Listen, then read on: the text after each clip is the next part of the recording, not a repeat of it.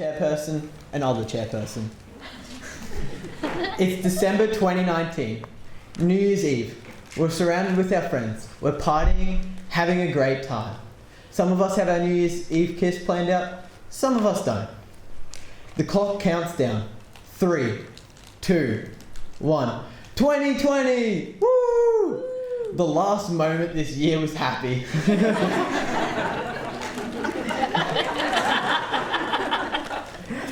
Alright, let's have a look at what the year had to offer. For some of us, it was going to be an amazing year. Just behind me are some of the great things that were planned out to happen for me.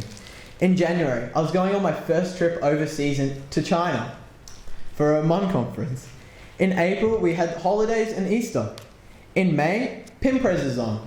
And we also had Groove in the Moo on, which was a great thing to look forward to. In June, we had holidays again, and myself and along with a bunch of my other friends, we were hosting international exchange students from America. In June and July, we had the Olympics. In September, I was traveling to America. In November, school was over, and in December, we had Christmas. Now, let's see how this year really went, sorry. I apologize, just for the year. Alright, so I went to China, and that was the last time I traveled, I would say. I got back, and that was about it. We had Groovin', no, we actually didn't. Pimlico by the Sea, as some of you are acquainted with today. We had exchange, no we didn't. We didn't even get to exchange our names. A positive though, was we had extra long holidays in June, so for the kids that was a win. In June and July, we had the we didn't. Well, it's safe to say we can't hear complaints from Russia about being banned this year. No one's going. America, look, I don't think any of us really want to be there anyway, let alone them. I think they're trying to escape themselves. Now, let's have a look at what's actually happened so far this year. In January, COVID-19 became apparent in China, just in case you hadn't heard.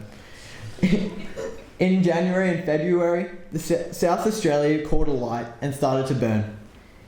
Further along in the month, COVID-19 started to spread worldwide and lockdowns became imminent and borders were closed. 2-week isolations, hand sanitizers, face masks, they started to become the new trend. Moving on in the year, America and Israel almost started World War III. UFOs were confirmed. Did I mention Australia's on fire? COVID-19 has become a global pandemic, single-handedly cancelling 2020. The Australian fires, however, have finally been put out, thanks to floods in South Australia. Mass rioting has occurred through Hong Kong, and I imagine some of you may have heard about the killer hornets invading America. Well, not to worry. I'm sure it won't be long until Trump puts an immigration ban on them as well. 2020. It's been the year for toilet paper hoarding. It's been the year filled with heartbreak and tragedy.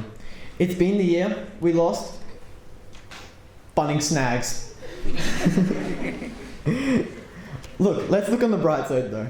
We found an immunity to COVID, and that was the form of schools. We had mass restrictions placed nationwide, coming down hard on groups bigger than 2, but not in schools, don't worry. Schools became a little protective bubble, so if you ever got worried guys, you should have just chucked on your old school uniform or jumped on school property. So don't worry here tonight, you're safe, you're on school grounds. Moving on about teaching, our parents became our teachers this year. They realised that they were as unsure about what they were teaching as we were about learning.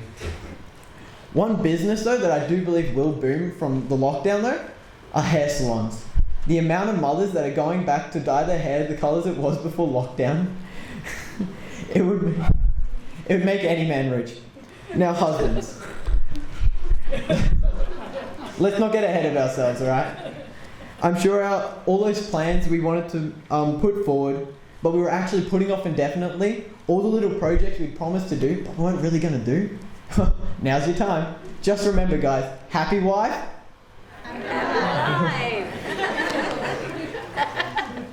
So what do we make of this year? It's the year to connect. It's the year to call. It's the year to finally ring mom that you've been meaning to make. It's the online year. It's the year of perseverance and resilience. It's the year to sleep in. So let's take a moment, not to reflect, but to look forward. Look on the bright side. There are only 4 more months left.